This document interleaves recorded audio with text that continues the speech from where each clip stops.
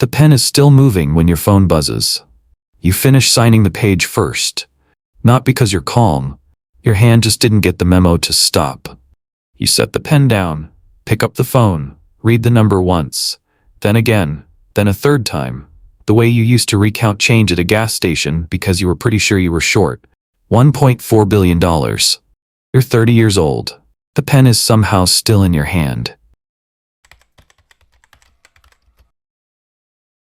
Nothing changes. That's the first thing you notice. Same room, same chair. The coffee you made 2 hours ago is cold, and you still haven't done anything about it. You thought something would feel different, like some switch flips, like your body would know. It doesn't. You just sit there. Not celebrating, not crying, not texting anyone. Just sitting with a number your brain keeps trying to load and keeps timing out on. $1.4 billion. You say it out loud once, quietly, to no one in particular. It sounds like something you read in an article about someone else. First call comes 6 hours later. You almost don't pick up, don't recognize the number. Wealth management team. 4 people on the line. Names, titles, institution name. The institution you recognize immediately. You should. They turned down your business loan application 6 years ago. $50,000. You had a product, real customers, 3 months of clean revenue. They looked at everything and said no. Not mean about it. Just no. Standard letter. No follow-up. And now, 6 hours after $1.4 billion hits your account, they found your number. You don't bring up the rejection. Neither do they. But one of you definitely remembers it more clearly than the other. You tell them you'll call back next week. You need a minute before people start moving around you. Because that's exactly what's happening now. For years you had to chase the system. Show up, prove yourself, wait. Now it's calling you. That part takes a second to process. Around hour 18, you notice the silence. Not quiet. Silence. There's a difference, though you'd struggle to explain it to anyone who hasn't felt it. For 10 years there was a sound underneath everything. You stopped registering it as a sound a long time ago. It just became the frequency your life ran on. The low hum of not enough runway, not enough margin, not enough time before the next thing that couldn't wait. That sound is gone now. You keep waiting for it to come back. It doesn't. And honestly, that's the strangest part. Not relief. Not peace. More like stepping off a treadmill you've been on so long the floor feels wrong. You're standing in your kitchen at 2 in the morning, not hungry, not tired, just genuinely unsure what to do when nothing is on fire. By hour 48, 14 people have reached out. Not strangers. People already in your network. People you've had coffee with, done panels with, exchanged emails with over the years. Always friendly, never quite had time. None of them say what they want directly. Nobody does at this level. They ask how you're doing. They mention they saw the news. They suggest getting together soon. No agenda, just to catch up. You read each message carefully. You respond to 3. Third morning, 6 a.m., you open your laptop out of habit. No fires. No emails that need a response today. No decisions with a hard deadline. You sit there staring at the screen for maybe 4 minutes. Then you close the laptop. And for some reason, you think about a window. Not this window. A different one. A rented room, 8 years ago, looking out onto a brick wall. A yellow sticky note on the frame you put there the first week. A number in black marker, $8,400.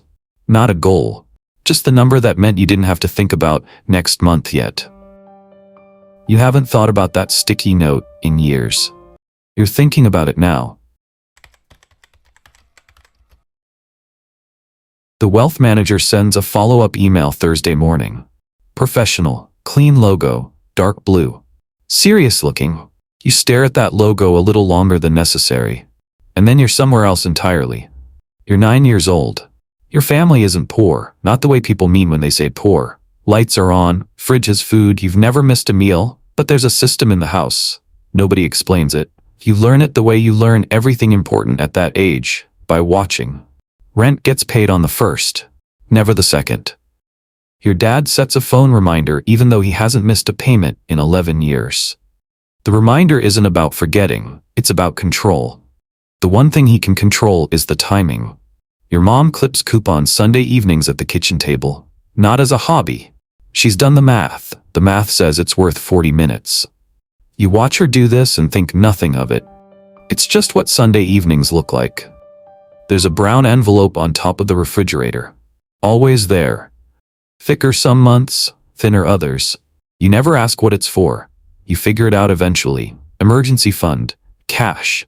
Not in a bank. In an envelope on a refrigerator because your parents grew up in households where trusting institutions wasn't a given. Safest place for money was somewhere you could see it, touch it, count it yourself. That envelope is a whole education. You just don't know it yet. Your dad works at a parts distribution warehouse. Supervisor, 14 years. Good at his job in the specific way that never gets recognized. Quietly, thoroughly, without needing anyone to notice. Fixes problems before they become problems. Covers shifts. Trains new hires when it's not his job. One evening when you're 12, you overhear him on the phone. His voice is steady. Too steady. New management system being rolled out. Automated routing. He's been doing that job in his head from memory for years. Nobody asked him how. They just bought software that does a worse version of it. He hangs up, comes back to the table, finishes dinner, doesn't say anything about it. You're 12 and you file that away without knowing why. School announces a DC trip when you're 14. 4 days. 3 nights. $380. You don't ask. Not because your parents would say no, because you've been doing the math for years without realizing it. $380 has a specific weight in your house. You know what it moves. You know what it costs somewhere else. So you tell your teacher it doesn't work with your schedule. You don't have a schedule conflict. You just don't want to watch your parents do the calculation out loud. The moment that changes everything isn't dramatic. It never is. You're 16. Wednesday night. You've already gone to bed, or your parents think you have. You can hear them in the kitchen, not arguing, no raised voices, nothing that would look like a problem from the outside, just talking, quietly, going through the numbers for the month. And it's the calmness that gets you. The absolute practiced calmness of two people who've sat in that kitchen and done that math so many times that panic got replaced by just focus. Precise, exhausted, very quiet focus. You lie there in the dark and feel something move in your chest. Not anger, not sadness exactly. Something colder. Something that doesn't have a name at 16, but that you'll spend the next 14 years turning into something useful. Your dad works harder than most people you'll ever meet. Your mom is smarter about money than people who earn 3 times what she earns. The ceiling isn't from lack of effort. It's from not knowing which doors exist before you need to walk through them. From learning how the system works by running into the walls instead of getting the map. You don't tell anyone this. You just decide, quietly, in the dark, that you're going to find the doors. That decision doesn't feel like a turning point. It feels like a thought you have on a Wednesday night before you fall asleep. But it's the whole thing. You think about that Wednesday night a lot during year 1. Not on purpose. It just shows up. In the parking lot of a building you can't afford to rent space in. In the silence after a call that didn't go the way you needed. In the specific feeling of checking your business account at 11 p.m. and running the same calculation your parents ran in that kitchen. How long? How much? How far does this stretch? Same math. Different kitchen. You leave a stable job at 22 with $11,200 saved and an idea you can't stop thinking about. Not a revolutionary idea. Not something that changes the world. Just a gap. A specific, boring, unsexy gap in how a certain kind of software handles a certain kind of workflow. Something you noticed at your old job that nobody above you seemed to care about. You care about it. That's enough to start. First office is a corner of your bedroom. Folding table from a hardware store. $28. You save the receipt into a spreadsheet labeled business expenses, which is generous, calling it a business at this point. Laptop. Phone. Yellow sticky note on the window frame. $8,400, not a goal. Just the number that means you don't have to think about next month yet. You look at it every morning before you open the laptop. First pitch meeting is at a coffee shop downtown. You've rehearsed it 40 times. Shower. Bus. Mirror at 6 a.m. while your roommate's still asleep. The investor's name is Gerald. 15 years in early stage. Kind eyes, listens in a way that makes you feel like every word matters. 11 minutes in, he asks one question. Unit economics, a specific scenario you haven't modeled yet. You stop. You could answer around it, fill the space with confidence and forward momentum and hope he moves on. You don't. You say, I don't have a good answer for that yet. I know what data I need. I can have it to you in 2 weeks. He nods, closes his notebook, thanks you for your time. You shake his hand, walk out, turn left instead of right, and go 6 blocks in the wrong direction before you notice. You stop on a corner you don't recognize. Take out your phone, open the spreadsheet. Start building the model right there. Standing on a random corner at 2 in the afternoon. The question he asked was real. Real questions need real answers. You're not getting anywhere by pretending otherwise. That's the first thing the building years teach you. The gap between what you know and what you don't, that's not a weakness. That's just the list of what you need to go figure out. You hire your first employee at 24. Her name is Sophia, 2 years younger than you, and already better at 3 things than you'll ever be. You tell her this in the interview. She looks at you like she's trying to figure out if you're serious. You are. Last Friday of her first month, you transfer her salary at 11 p.m. You've been watching the account all week, moving money carefully, the way your mom moved money on Sunday evenings. Transfer successful. You sit with that for a second. Someone else's rent just got paid because of something you built. You don't celebrate. You open the next file, but something shifted. Quietly. No announcement. You're not just trying to survive anymore. You're responsible for someone else's survival too. Year 4 almost ends everything. A larger competitor copies your core feature, not inspired by copies. 4 times your engineering team ships in 6 weeks, prices it below your cost of delivery. 2 clients call within 10 days, not to cancel, to ask questions. The careful, kind people ask when they're already looking at the door. You don't sleep more than 4 hours for 6 weeks. Sophia stays late one Friday and finds something in the data you missed. A usage pattern. A specific workflow your clients were doing inside your product that the competitor hadn't copied because they hadn't noticed it. You build around it in 3 weeks. Both clients stay. They had more engineers, more money, more of everything. What they didn't have was 3 years of watching exactly how real people use the product. The boring, daily, unglamorous accumulation of actually paying attention. They copied the feature. They couldn't copy that. By 27, you have 14 clients, 4 employees, a product that does one thing better than anything else out there. Not everything, one thing. You spent a long time trying to be everything. Took longer than it should have to stop. Seed round closes at $800,000. Wire hits on a Tuesday morning. You look at it for a while. Then you go back to the problem you were working on before the call came in. Sophia walks past your office an hour later. You okay? Yeah, come look at this. You work on the data problem for 2 more hours. Nobody mentions the $800,000. First call comes on a Monday morning in September. Not from the acquirer directly. A mutual contact. A man named Raymond. Close enough to trust, not close enough to call without a reason. He has a reason.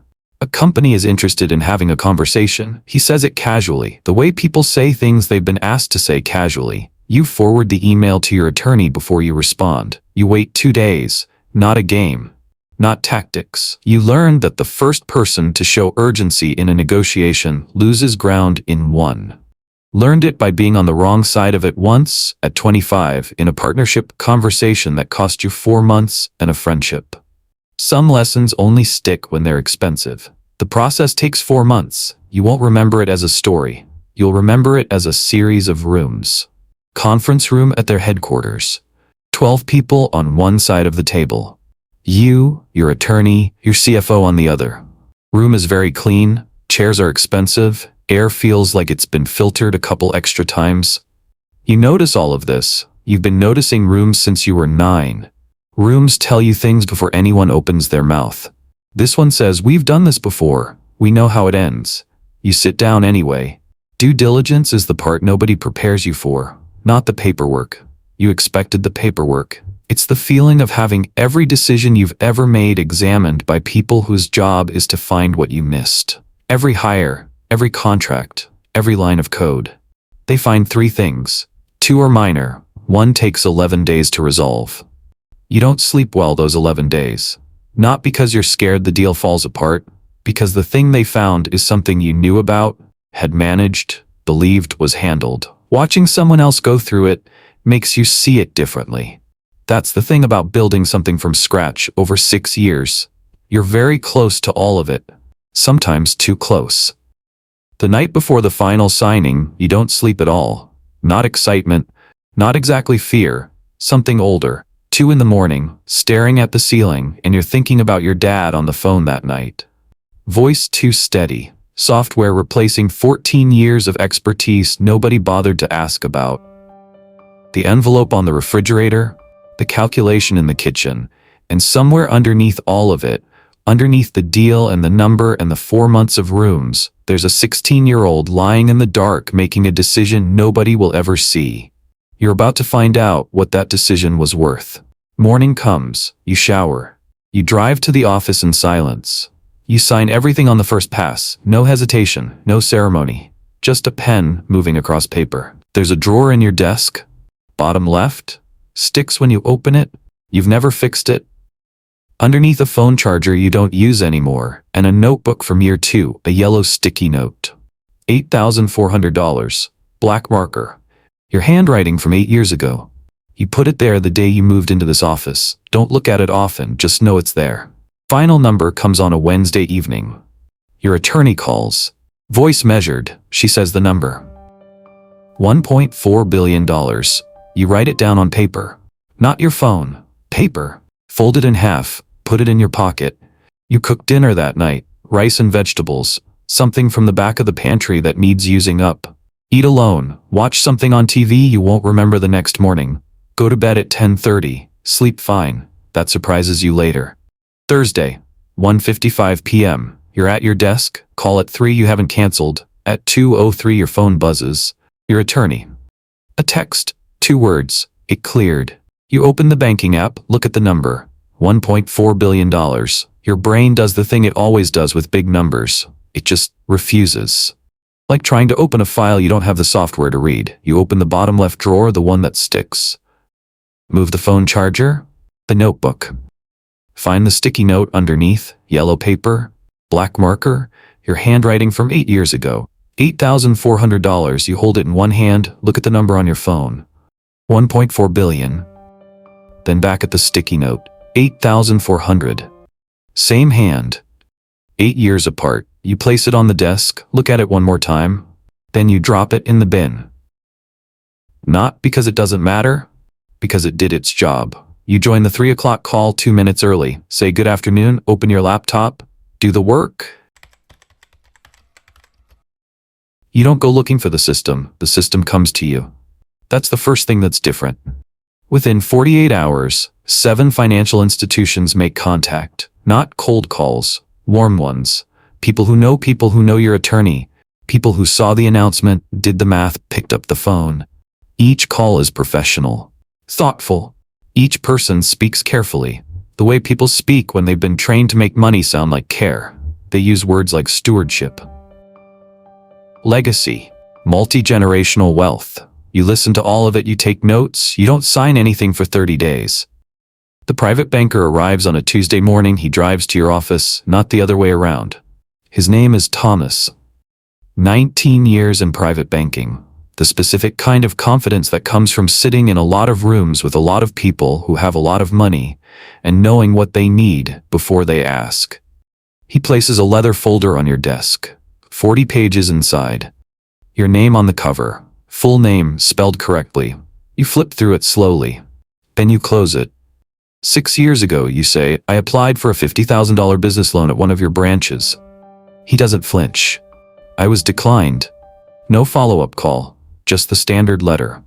Thomas nods once, slowly. The nod of a man who is not going to pretend this didn't happen. I understand, he says. 2 words. No excuse, no pivot to the present. You respect that. You don't forgive the institution. You respect the man. Those are different things. You sign with a different firm, smaller, quieter, a team of 3 who charge more and talk less. No leather folders, just questions. Good ones, the kind that are actually about you, not about which category of client you fit into. End of the first meeting. One of them, a woman named Claire, been taking notes by hand the whole time, looks up and says, "What does enough look like to you?" You don't answer right away. It's the first time anyone in a financial context has ever asked you something that wasn't about more. You think about the brown envelope on the refrigerator, your mom at the kitchen table on Sunday evenings, the sticky note.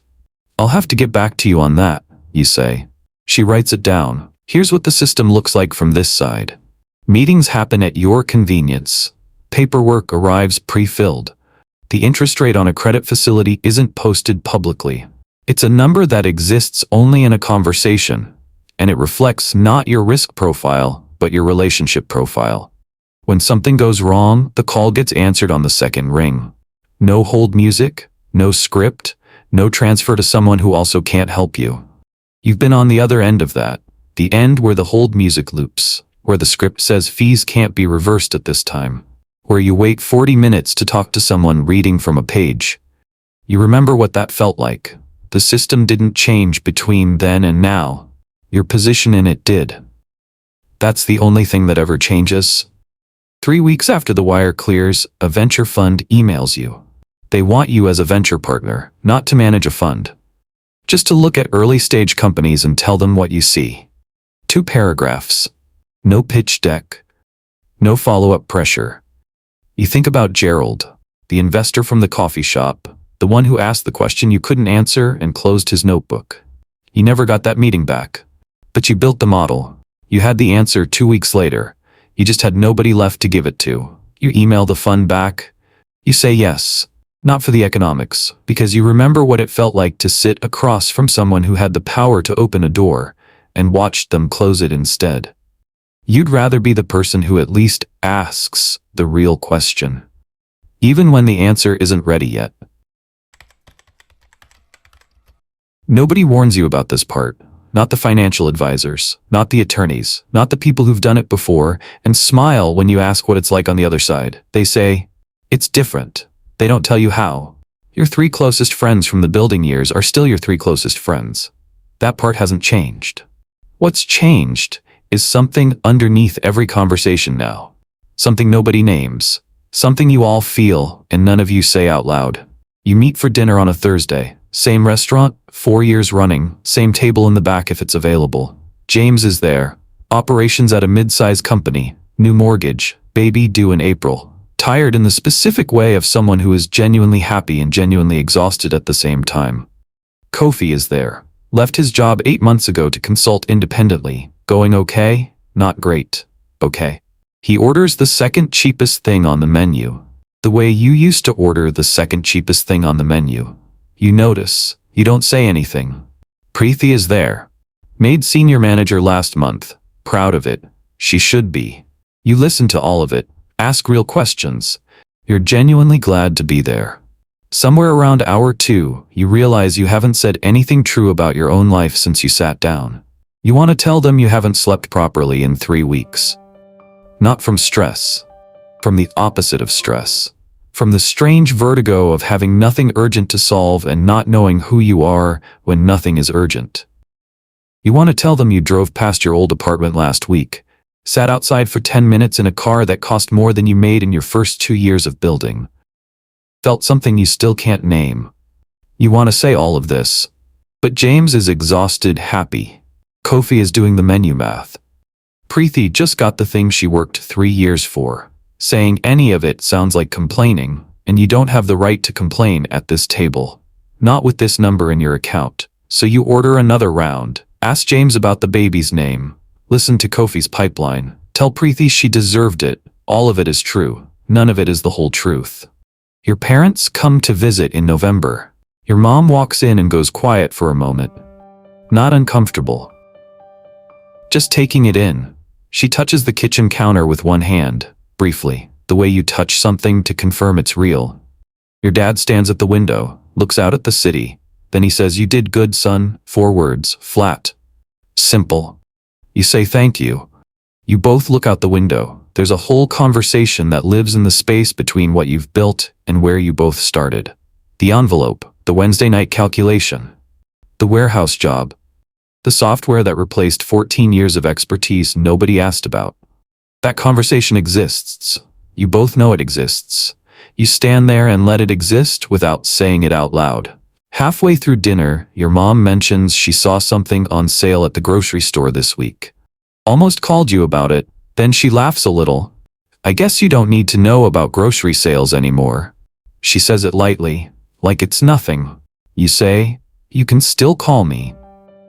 She nods, passes the bread. Neither of you says anything else about it, but you think about it the rest of the evening. The calls she'll stop making because she thinks you've moved past them.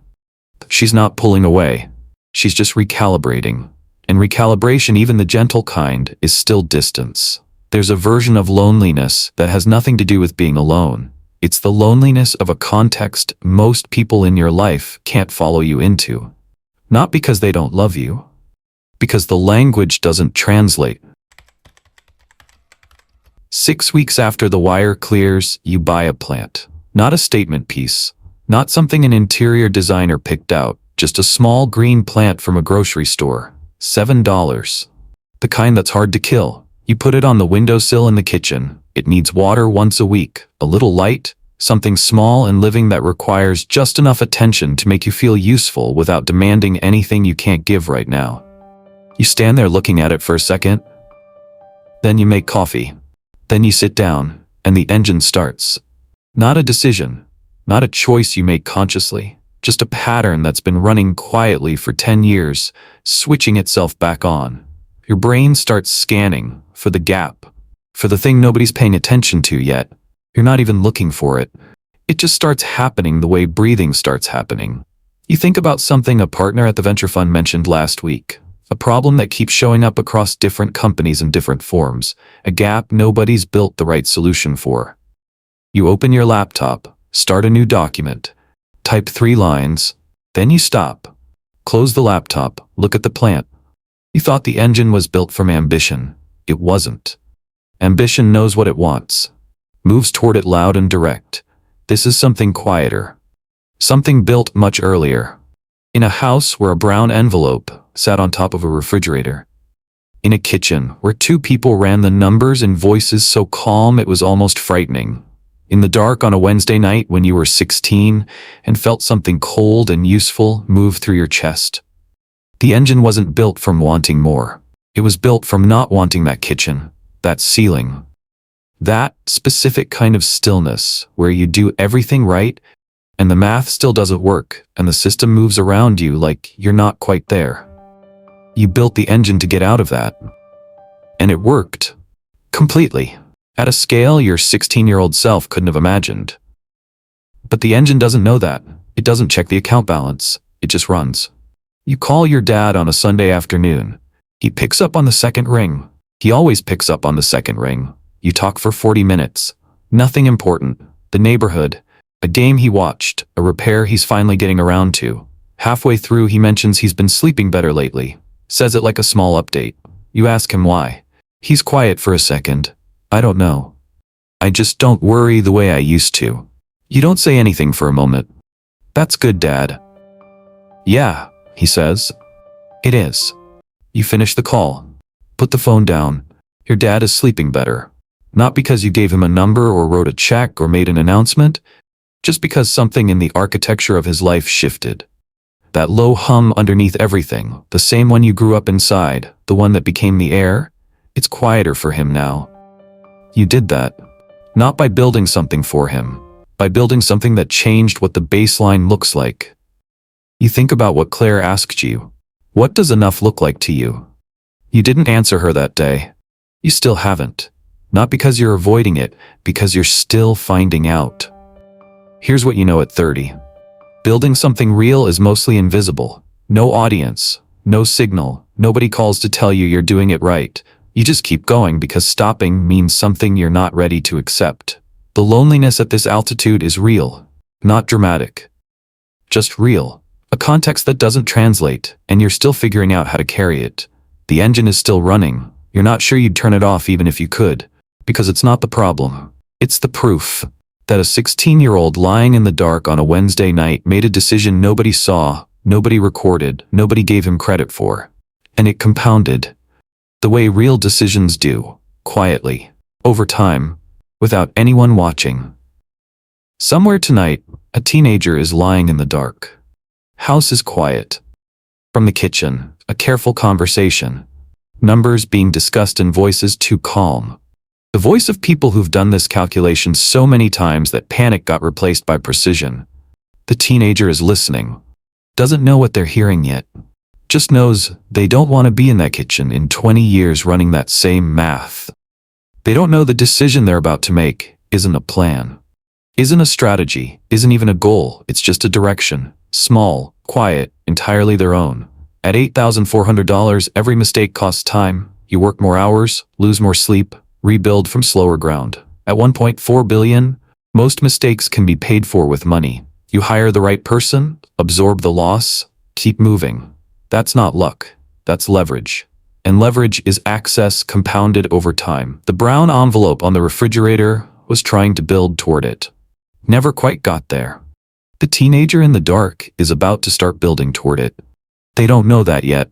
They just know the kitchen sounds too calm, and that the ceiling is there even though nobody told them about it. The system didn't change.